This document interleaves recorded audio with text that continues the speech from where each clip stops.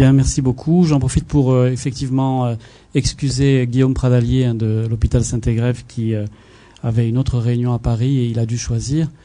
Juste peut-être un tout petit préambule pour revenir sur ce que Monsieur Segade a évoqué comme étant un possible thème pour vous l'année prochaine de égalité et équité.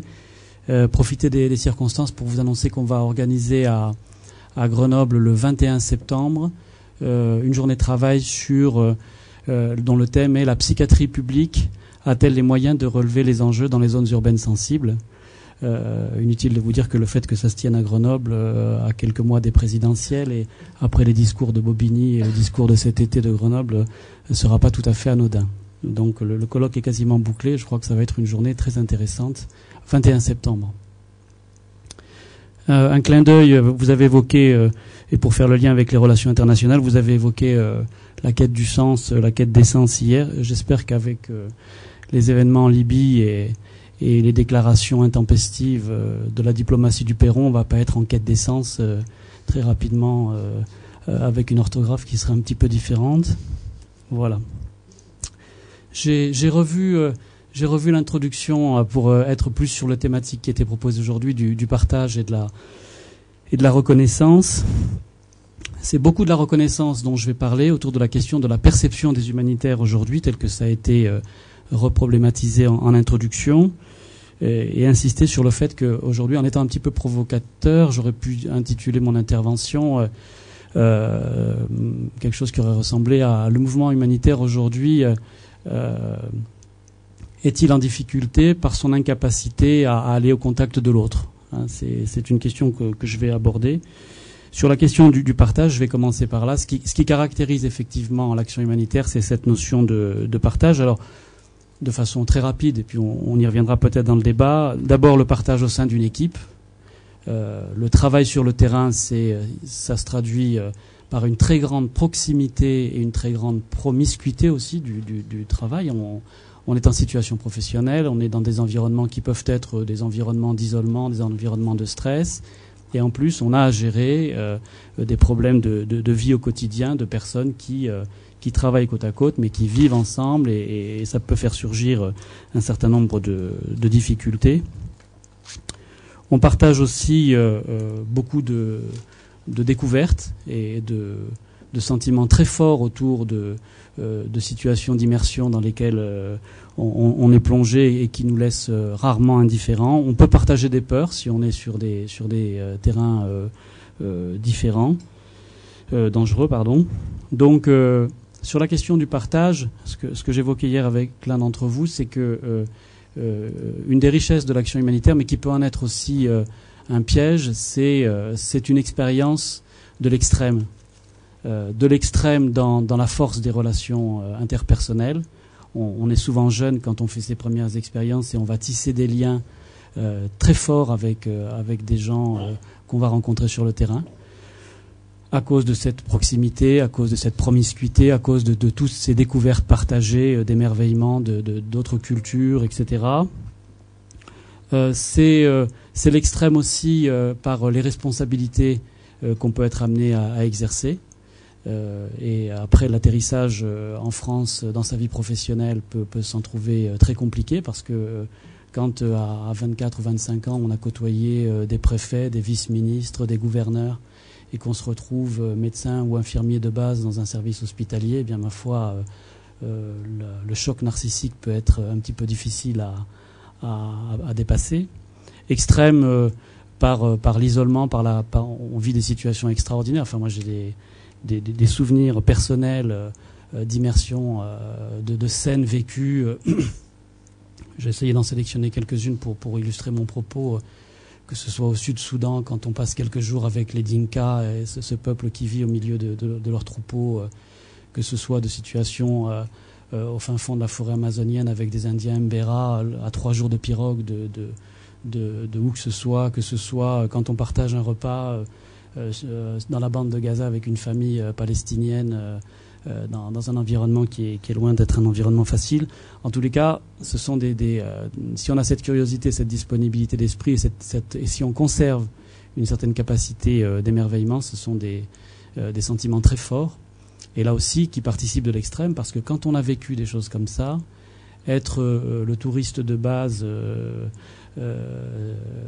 en Thaïlande ou sur une plage X en Afrique, c'est quelque chose de très difficile. Et c'est pas du tout, je suis pas du tout donneur de leçons en disant ça ou moralisateur. C'est que c'est comme ça quand on a vécu des choses si fortes dans des environnements où on se dit mais rares sont les personnes qui peuvent avoir été témoins de ce que je vis pendant plusieurs jours. Il est bien évident qu'après on a des difficultés à voyager avec un tour opérateur, et ce n'est absolument pas critique dans mon esprit à l'égard de ceux qui le font, c'est simplement une considération, une réflexion personnelle sur, sur la force des sentiments que produit l'immersion humanitaire.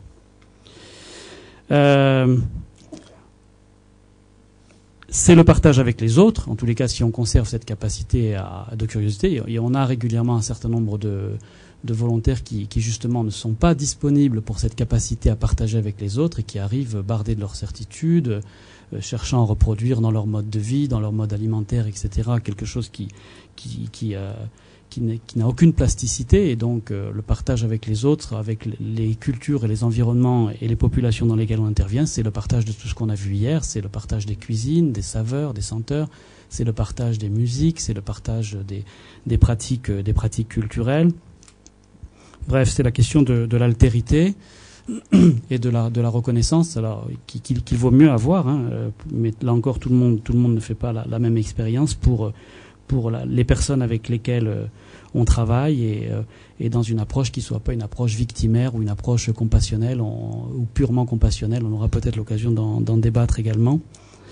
Là aussi, pour faire part d'expériences personnelles, 2 minutes.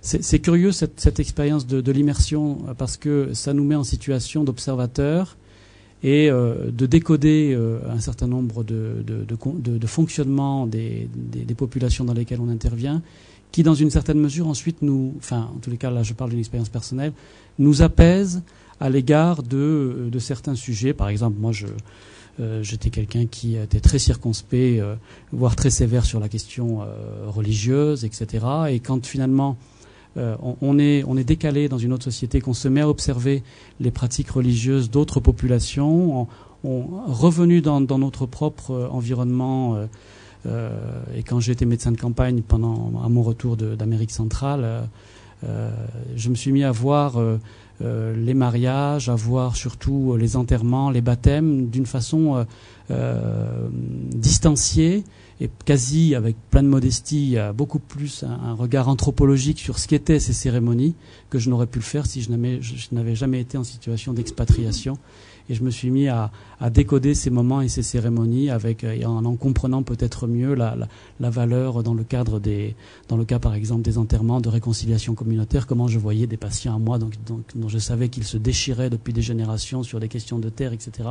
Comment à un moment donné, drapeau blanc sur un enterrement et l'enterrement et la cérémonie d'enterrement à valeur d'apaisement communautaire, etc. Ce sont des sentiments dont on prend conscience parce qu'on les a observés à un moment donné en situation décalée du point de vue de la reconnaissance. Ce qui m'amènera à parler et à développer la question de la perception. La problématique importante, me semble-t-il, c'est qu'il y a une reconnaissance qui est différente, et de là commence à venir le problème, entre la reconnaissance dont nous bénéficions en France, et j'ai l'habitude de dire que l'engagement humanitaire en France, pour des raisons complexes, peut-être les psychiatres nous expliqueraient ça mieux que je ne peux le faire, l'engagement humanitaire est un objet symbolique très fort. Et que on sent cette reconnaissance de la part d'une partie du public. On sent bien sûr dans la proximité avec les gens sur le terrain, on a moult témoignages des personnes auprès desquelles on intervient sur cette question de la reconnaissance. Mais ce qui émerge aujourd'hui, et c'est là-dessus que je vais développer, c'est que on a une évolution de la perception qui fait que ce mouvement humanitaire, qui pourtant au départ se veut un acte de solidarité, un engagement de solidarité, aujourd'hui les humanitaires ne sont plus nécessairement les bienvenus sur le terrain.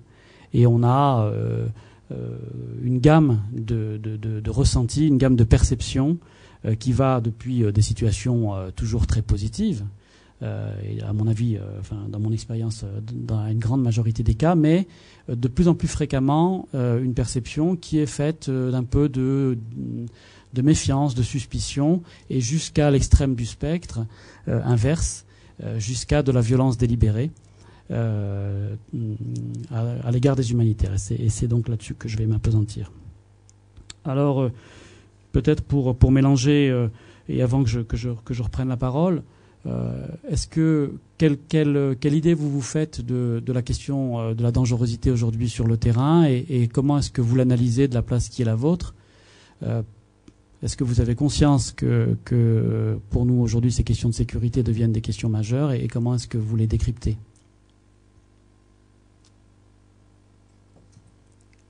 Dans l'opinion que vous avez, est-ce que pour vous les risques qui sont pris par les humanitaires aujourd'hui, c'est quelque chose qui vous parle? Est-ce que vous avez conscience de ça plus qu'autrefois? Et si oui, eh bien comment est-ce que vous vous expliquez le fait que des actions qui se veulent des actions de solidarité internationale, tournées vers l'autre, etc., deviennent des actions dangereuses pour nos volontaires? J'aurais pas la prétention de... Je sais pas, ça fonctionne? Ça fonctionne, parfait. Bon, d'accord. Je n'ai pas la prétention d'expliquer le pourquoi, parce que bon, je ne sais pas. Par contre, le fait qu'on sache que les médecins, enfin, en tous les cas, moi, dans mon expérience, que j'ai vécu, que les médecins qui partent sur le terrain, dans des situations souvent très, très difficiles, prennent des risques, et des risques considérables, oui, ça vraiment, enfin, en tous les cas, c'est quelque chose dont moi, personnellement, j'ai bien la perception. Le fait qu'il le fasse pour des raisons qui sont à la fois, on va dire, personnelles et sociales, c'est aussi un élément dont j'ai bien la perception. Par contre, ce que je m'explique pas bien, peut-être, c'est au travers de ces situations dangereuses qu'ils vivent, c'est cette perception, enfin, cette idée suivant laquelle ils ne sont pas forcément les bienvenus. Alors, je ne sais pas, vous allez peut-être le développer tout à l'heure, mais ça, c'est une vraie question qui m'interroge. Hein. Alors, il peut y avoir des dérives, il peut y avoir des situations tellement complexes et tellement difficiles que l'humanitaire devient un élément politique pour ceux qui sont déjà sur le terrain, et qu'on manie, qu'on utilise, qu'on instrumentalise d'une façon ou d'une autre. Mais cette question-là, oui, m'intéresse. Donc, pour répondre à votre question, oui, bien sûr. Je sais qu'ils prennent des risques, et ils le prennent de façon volontaire pour des raisons perso et des raisons sociales. Par contre, le fait qu'ils ne soient pas les bienvenus, ça m'interroge fortement. Bon, donc c'est surtout cet aspect-là que je vais reprendre. Je vais le faire en bon médecin que je suis encore un petit peu en trois temps. D'abord, partager avec vous quelques éléments chiffrés sur les symptômes. Hein, quels sont les symptômes qui indiquent que cet environnement évolue.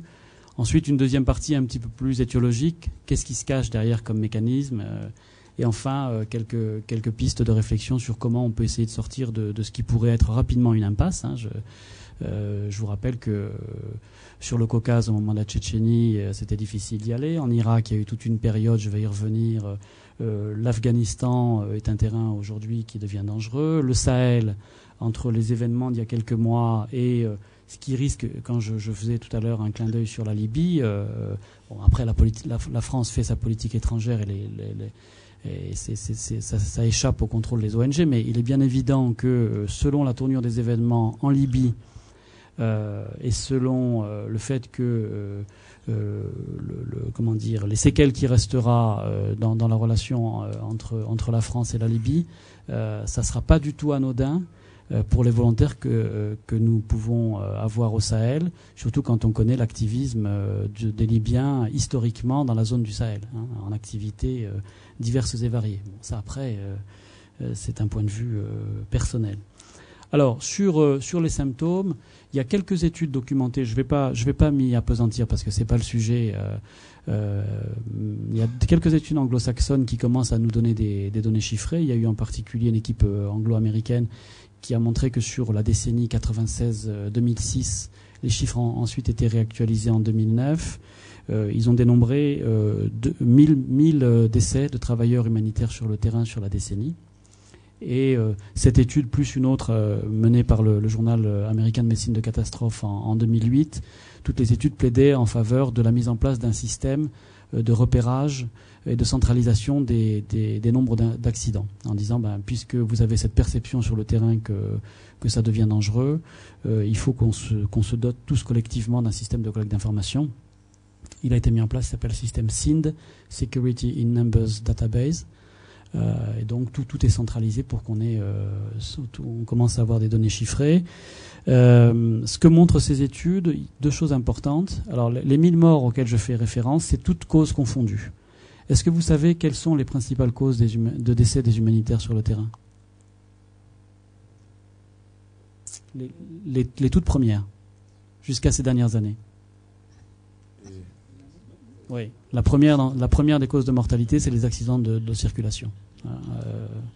La deuxième, les maladies fulgurantes ou syndromes chirurgicaux, etc.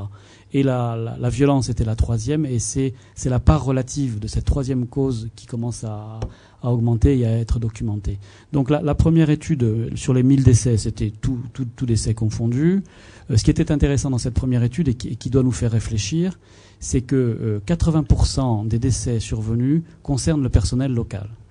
Donc c'est le personnel local qui paie le plus cher tribut, le plus lourd tribut plutôt, à la question des décès en général et de l'insécurité en particulier.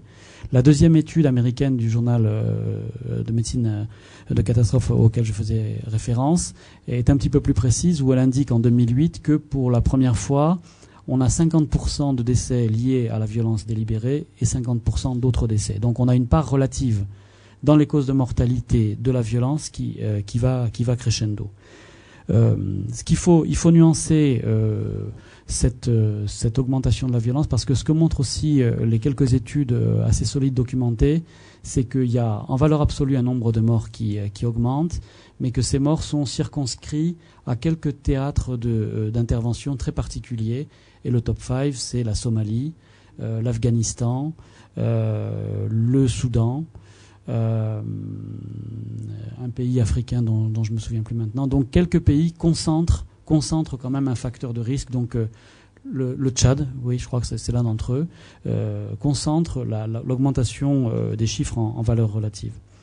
Donc ça, c'est des symptômes d'insécurité objectifs, documentés avec les limites quand même d'un système d'information qui est encore un peu balbutiant. Et puis il y a ce qu'on pourrait appeler l'insécurité subjective, c'est-à-dire que on n'attend pas, quand on est le dirigeant d'une ONG, on n'attend pas d'avoir un pépin de sécurité en Afghanistan pour se replier, on n'attend pas d'avoir une équipe kidnappée au Sahel pour se replier. Donc il y a les situations objectives qui nous conduisent à nous désengager, et puis il y a des prudences. On pèse en permanence le rapport coût-bénéfice qu'on fait courir à nos équipes pour quelquefois anticiper. Et il y a d'autres terrains d'intervention dont on parle moins, mais dont on s'est désengagé pour des raisons liées à cette anticipation. Alors, voilà en gros quelques éléments de symptomatologie. Qu'est-ce qui se cache derrière? Ce que je voudrais dire d'emblée, c'est que je vais partager avec vous un certain nombre de raisons, mais que l'analyse est toujours une analyse au cas par cas, et qui est une analyse soit liée à un pays, soit même liée à une micro-région dans un pays. Un incident de sécurité, c'est toujours à un moment donné une conjonction d'événements micro-locaux qui peuvent s'inscrire dans des dynamiques et des logiques politiques plus générales, mais qui peuvent aussi se résumer à un incident de sécurité tout bête. Et je vous l'illustrerai par la gestion à laquelle j'ai été confronté à la fin de la présidence à Médecins du Monde de kidnapping de 2 volontaires en Somalie. Et vous verrez que ce qui est devenu une histoire politique complexe, qui pour une part rentre dans l'analyse que je vais partager avec vous, a commencé par un acte de banditisme de base. Et une de nos difficultés quand on est confronté à des gestions de risques, kidnapping, etc., c'est que on peut avoir un système de chaise musicale qui fait que dans un acte de petit banditisme régional, par un jeu de chaises musicales, on peut passer les personnes qui ont été kidnappées jusqu'à ce qu'on passe d'une logique de petits voleurs de campagne à un groupe radical qui, lui, va être sur des logiques qui seront plus que des logiques pas des logiques financières, mais des logiques de revendications politiques plus ou moins teintées de questions religieuses et culturelles. Je vais y revenir. Donc, pour expliquer, et je ne vais pas me centrer uniquement que sur la question de la grande dangerosité, pour expliquer l'évolution de la perception du mouvement humanitaire, je vais le faire en 3 temps. Il y a des choses qui tiennent à la nature même de ce mouvement humanitaire. Il y a des choses qui tiennent au fait qu'il évolue dans un environnement qui a beaucoup changé depuis les 50 dernières années. Et puis il y a ce que j'appelle des accélérateurs de la violence. Alors, le mouvement humanitaire dont je vais vous parler, il est essentiellement celui qu'on appelle de la deuxième génération, c'est-à-dire ce qu'on appelle aussi les sans frontières, ou le mouvement des French Doctors, tout ça sont des termes égaux. Non pas que des grandes ONG comme Oxfam ou d'autres n'existaient pas avant, mais ce mouvement humanitaire-là, il a des caractéristiques particulières qui, pour ma part, et c'est ce que je vais développer, expliquent qu'il puisse être exposé. Et il est le plus visible sur la scène internationale, parce qu'on a fait de la question de cette visibilité une stratégie complémentaire en tant que telle. Et donc, parce qu'il est très visible et très symbolique, il peut représenter une cible particulière. On attribue sa naissance à la guerre du Biafra en 68. Et on parle de rupture à ce moment-là. Vous savez pourquoi ? Pourquoi on parle d'une génération qui a changé avec les Kouchner, Malhuret, Emmanueli, etc. Qu'est-ce qui s'est passé en 68 qui fait qu'on considère qu'on a changé de génération d'humanitaire ? Oui.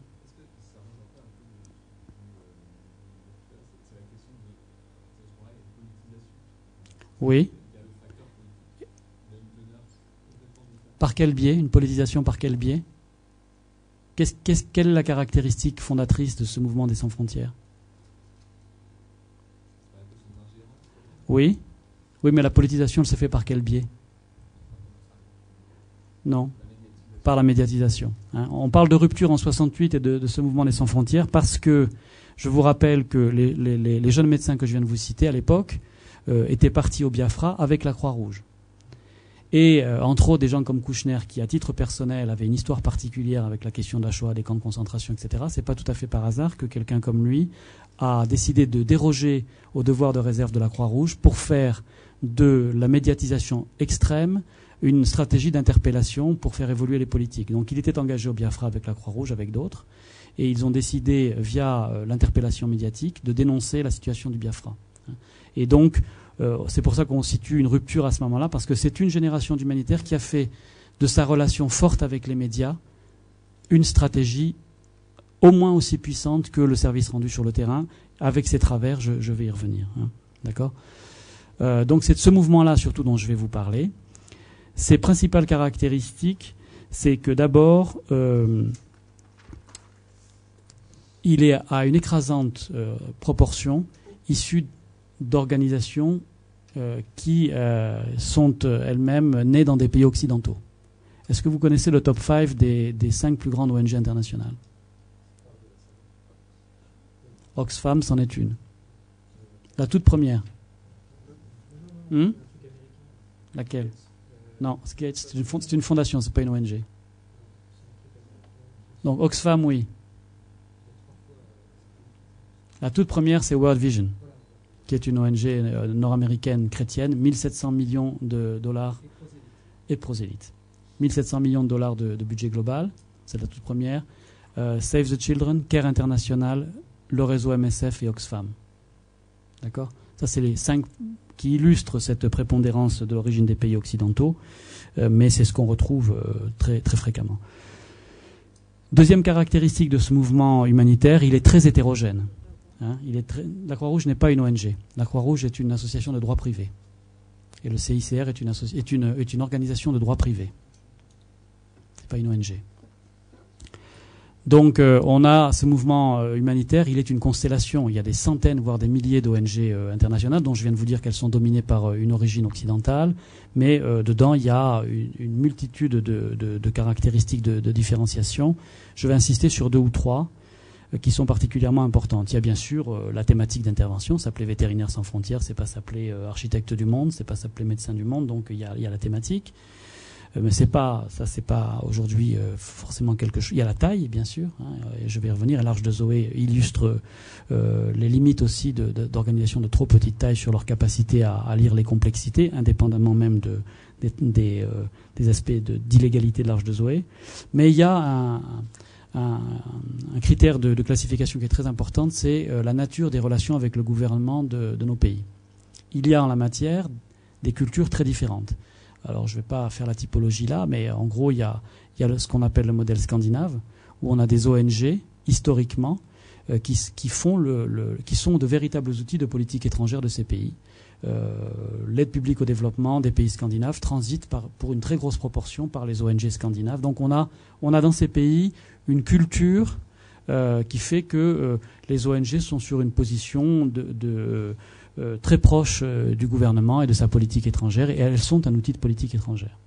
On a le modèle dit anglo-saxon, qui est plus d'inspiration libérale, hein, où on a des ONG très soucieuses, très à l'américaine. Hein. L'État, c'est l'État, et nous sommes des organisations de droit privé, ce qui n'empêche pas ces grandes ONG anglo-saxonnes d'être par moments elles-mêmes des outils de politique étrangère.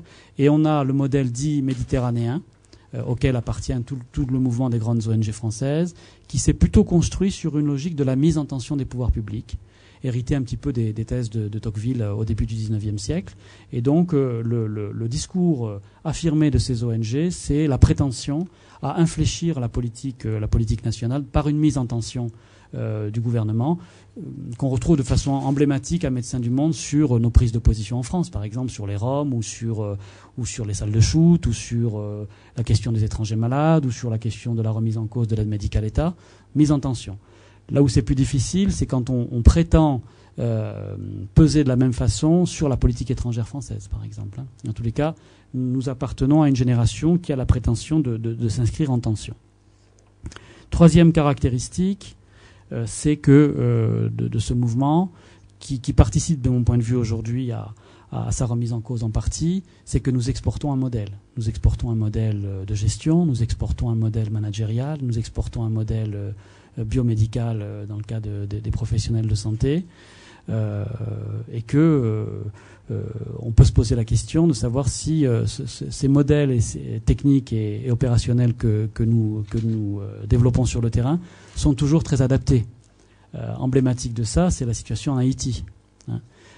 Voilà un pays qui depuis 20 ans est sous perfusion humanitaire, etc. Il faudrait peut-être qu'on s'interroge sérieusement, alors certes les politiques, etc., mais les ONG aussi, est-ce que nous sommes dans le bon créneau sur la façon dont nous intervenons en Haïti. Moi, je travaille beaucoup sur l'Inde et sur le golfe du Bengale, dans l'Orissa. Je peux vous garantir que la façon dont les autorités indiennes gèrent une zone chronique de catastrophes naturelles n'a rien à voir avec les process d'intervention. C'est-à-dire que là où les ONG occidentales en Haïti, nous allons reconstruire des dispensaires, refaire des dotations en médicaments, redoter en matériel, refaire de la formation de professionnels de santé. En Inde, je suis un peu caricatural, mais pour que vous compreniez la polarité des modalités d'intervention, ils font rien de tout ça. Tout est basé sur, et le paquet est mis sur le redémarrage économique des communautés. On se dit, il ne s'agit pas de reconstruire les dispensaires en zone cyclonique, etc. Il s'agit de faire en sorte, dans une zone où il va y avoir des cyclones tous les 3 ans, que les communautés aient la capacité de régénération économique. Donc le paquet est mis sur le microcrédit, sur l'aide au démarrage d'entreprises, etc. Vous voyez que ce sont des approches totalement différentes, et c'est en cela que je disais, de façon un peu caricaturale, qu'on exporte un modèle. Troisième caractéristique génétique de ce mouvement humanitaire, c'est sa relation forte avec les médias. J'ai évoqué pourquoi du point de vue historique. Alors on nous le reproche souvent en disant c'est une dépendance croisée, on parle de dépendance croisée, on parle d'addiction réciproque, aussi certains auteurs. En fait c'est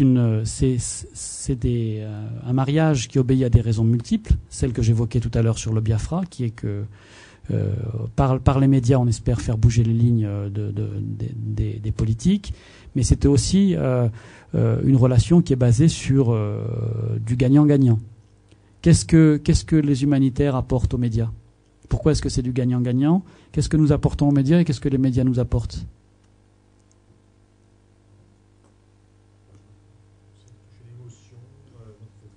Donc on leur fournit, on les aide à avoir des images fortes souvent, d'accord? Qu'est-ce qu'on leur apporte d'autre? Très important, auquel on ne pense pas toujours quand on n'est pas dans ce milieu. Oui, encore que ça c'est moins vrai aujourd'hui, ça a été vrai autrefois. Aujourd'hui, dans un pays aussi fermé que la Birmanie, il se passe quelque chose, au bout de 2 heures avec les téléphones portables, vous avez des images. On les soigne, oui. Éventuellement, si, ça peut se faire. Mais non, de façon beaucoup plus terre à terre, on leur donne la logistique de l'urgence.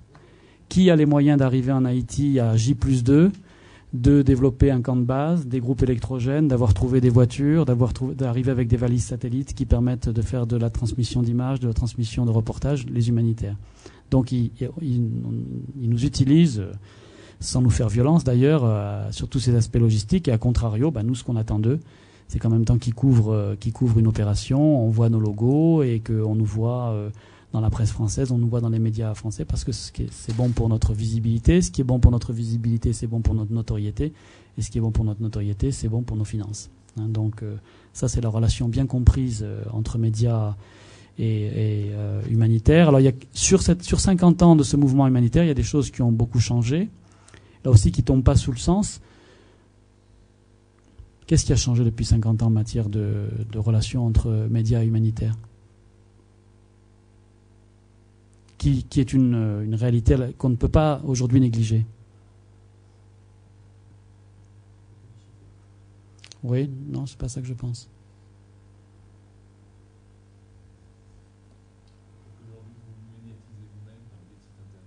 Oui, donc il y a des supports de communication qui ont changé, avec l'informatique, etc.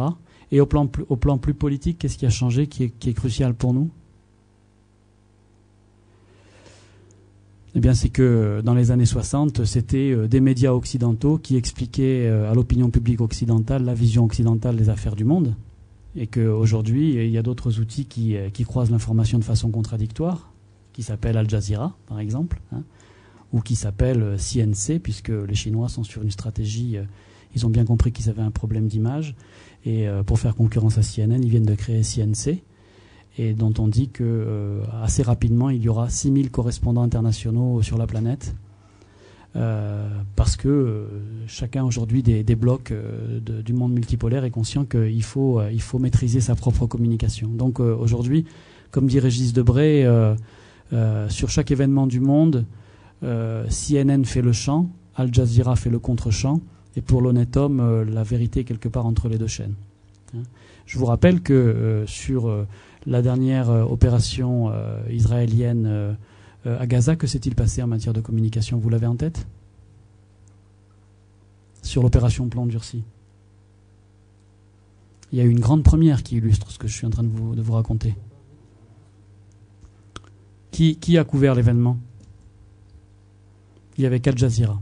Al Jazeera était la seule chaîne internationale présente dans la bande de Gaza pendant l'opération Plomb Durci, et Al Jazeera a fait quelque chose qu'on fait très peu dans ce type de métier. Al Jazeera a mis à disposition gratuitement de l'ensemble de la communauté internationale les images tournées par ses équipes, parce que Al Jazeera voulait que sa ligne éditoriale soit reprise dans la presse internationale. Donc on a aujourd'hui une véritable mise en tension sur la question de la relation des humanitaires et des médias, et on ne peut pas négliger ça, c'est-à-dire que les médias aujourd'hui français, anglais, etc., ne peuvent pas que passer par le canal des médias occidentaux pour parler d'eux. Nous devons tenir compte qu'aujourd'hui, en Égypte, au Liban, en Indonésie, les gens regardent Al Jazeera et ne regardent pas seulement CNN, et nous ne pouvons pas ne pas prendre en considération cette donnée. Voilà, donc un mouvement humanitaire qui est largement dominé par l'Occident, qui est une constellation d'ONG très différentes, avec des relations différentes avec leur gouvernement d'origine, qui est dans une relation forte avec les médias et qui a une forte valeur symbolique dans nos sociétés. Autrement dit, quand on prend pour cible volontairement un humanitaire sur le terrain, eh bien, c'est une cible qui incarne tout ça. Une cible symbolique de l'Occident, qui est dans une relation forte avec son opinion publique et avec les médias de son pays. Donc c'est un événement dont les auteurs de la violence savent qu'il va être très fortement relayé dans l'opinion publique occidentale, et donc ça peut rapporter gros pour pas trop cher. Donc l'environnement, ça c'était pour les caractéristiques qui font que nous pouvons être des cibles de choix. Et ce mouvement humanitaire dont je vous ai dit qu'il avait 50 ans aujourd'hui dans son expression la plus récente, il évolue dans un monde qui change. Et le monde, il change, je ne vais pas m'y appesantir, mais il change dans 3 dimensions. Il change au plan économique. Et vous êtes, vous les directeurs d'hôpitaux, bien placés pour savoir quelles sont les contraintes économiques aujourd'hui en France et des politiques publiques en particulier. Alors on a l'impression, je pense que le citoyen lambda, quand Mittal vient acheter Arcelor, on a l'impression que c'est un incident de parcours et que c'est un accident qu'un pays de va-nu-pieds comme l'Inde vienne nous acheter un fleuron de la sidérurgie européenne. Mais non, sauf que c'est pas un incident de parcours, ce n'est que l'eau de l'iceberg, et que peu de gens savent que ça fait longtemps que Jaguar a été racheté par Tata, Land Rover pareil, que Volvo vient d'être racheté par Geely, le chinois, et que les parfums Marionneau et les vêtements Sergio Tacchini qui habillent nos enfants ont été rachetés par les Chinois depuis très longtemps. Donc le monde change au plan économique, il change aussi au plan politique, et je l'illustrerai par quelque chose d'anecdotique mais symptomatique. Combien il y a de pays candidats à un fauteuil de membre permanent du Conseil de sécurité? Autrement dit, en dehors des 5 qui y sont déjà, combien de pays ont la prétention de vouloir jouer dans la cour des grands et parmi les gendarmes du monde? Bon, il y en a une dizaine. Je ne vais pas, dont le Japon d'ailleurs, dont l'Inde. Mais est-ce qu'il y en a sur le continent africain? C'est-à-dire que, est-ce que sur ce continent qu'on décrit volontiers comme sinistré, il y a des pays qui ont l'impudeur de vouloir entrer dans cette instance? Oui. Afrique du Sud, Nigeria, Égypte.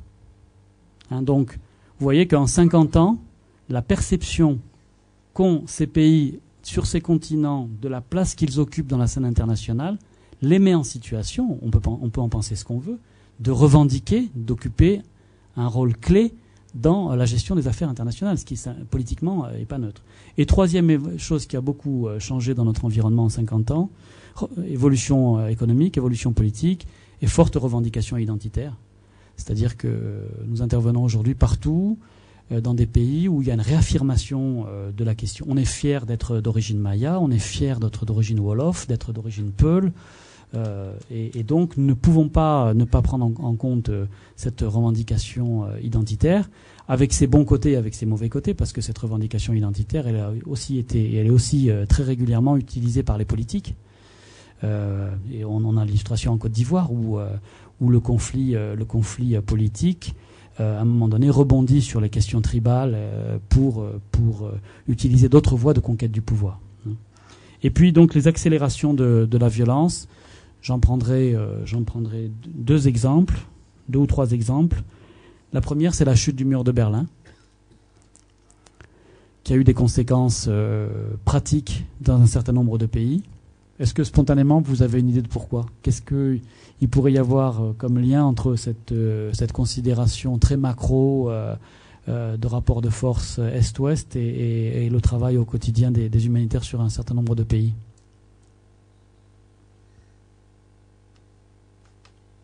Quel lien pourrait exister?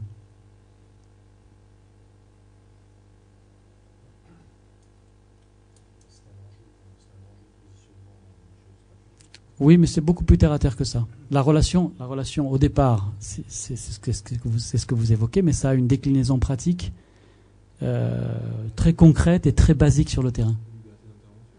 Oui, mais pas ça. Pourquoi est-ce que, et dans quelles circonstances, nous serions un petit peu plus en danger que nous ne l'étions du temps de la guerre froide? Oui, tout à fait.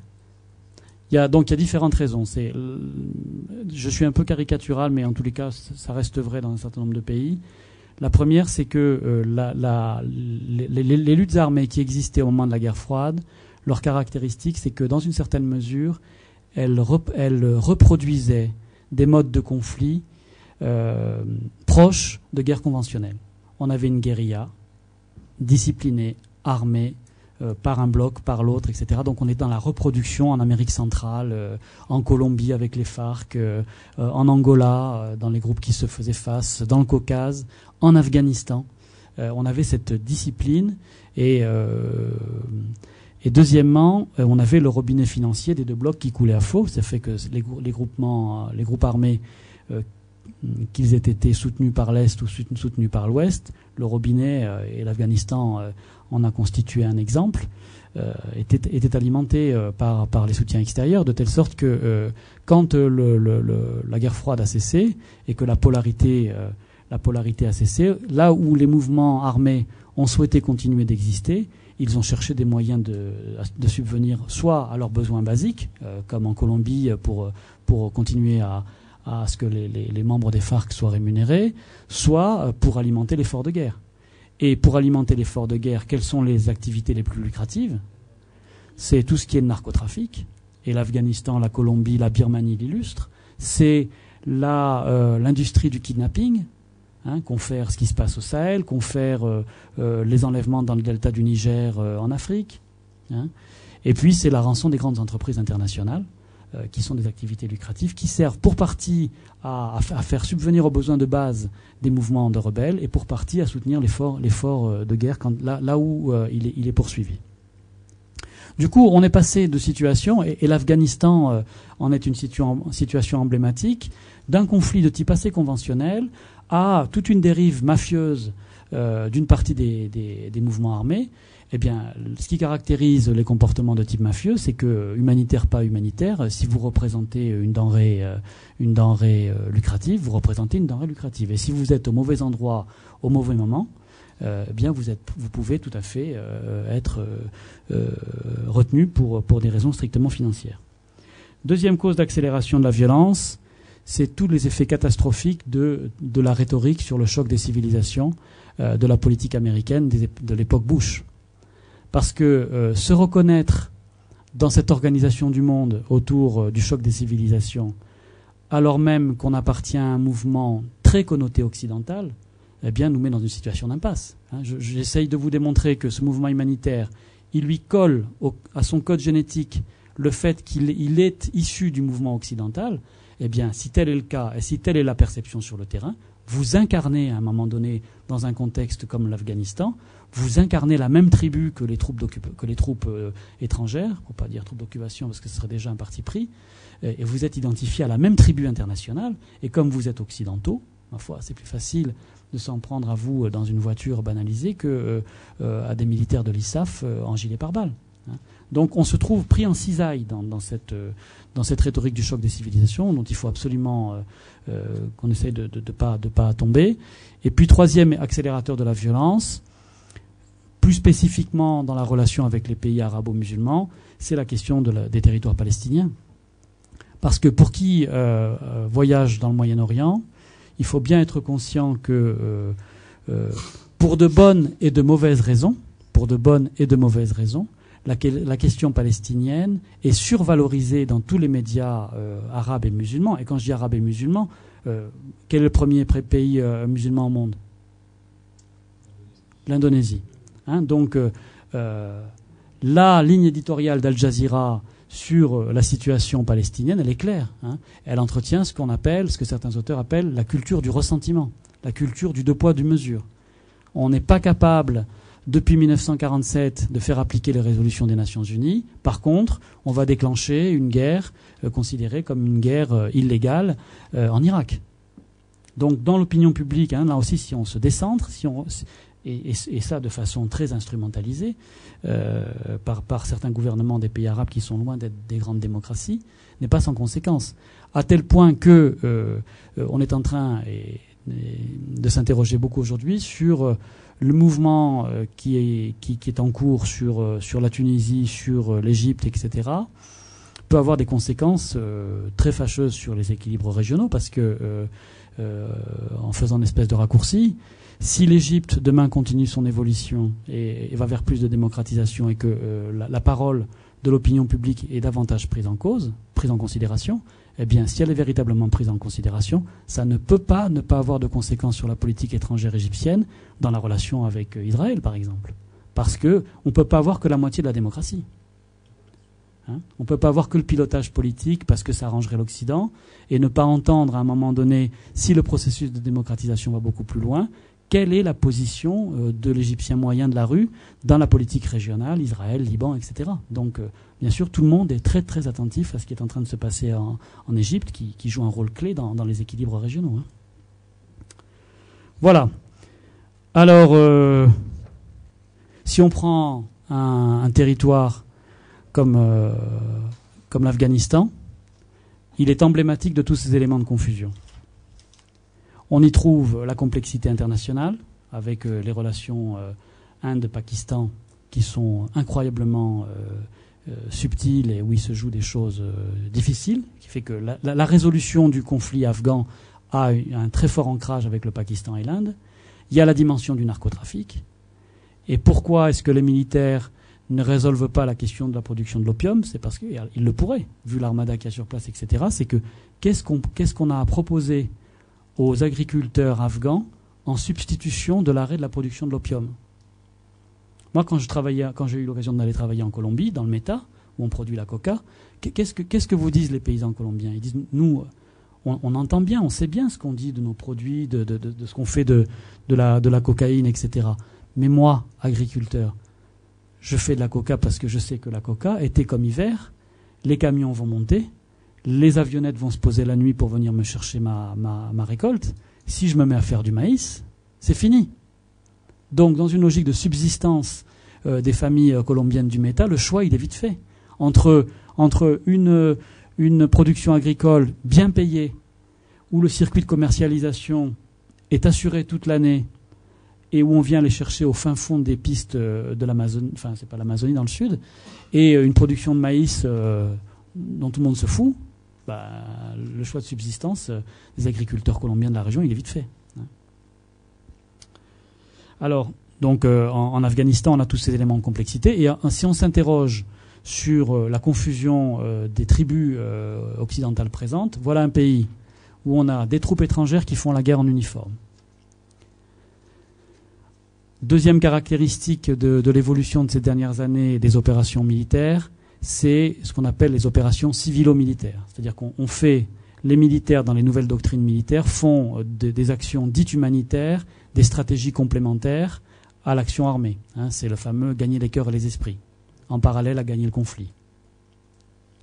Donc on a des militaires qui font la guerre en uniforme, on a des militaires en uniforme qui réhabilitent des écoles, des dispensaires, etc., et qui disent faire de l'humanitaire.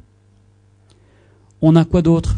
Caractéristique des pays, des conflits contemporains et qui n'est pas indifférent pour nous en matière de nouvelles doctrines militaires. Le poids des compagnies privées, ce qu'on appelle les SMP, les sociétés militaires privées, dont je vous rappelle que sur l'Irak d'abord, puis sur l'Afghanistan, ils ont atteint le niveau jamais égalé dans les conflits contemporains de 1 pour 1. On a un soldat conventionnel pour un soldat privé en Afghanistan aujourd'hui. Avec pour corollaire, deux corollaires à ça.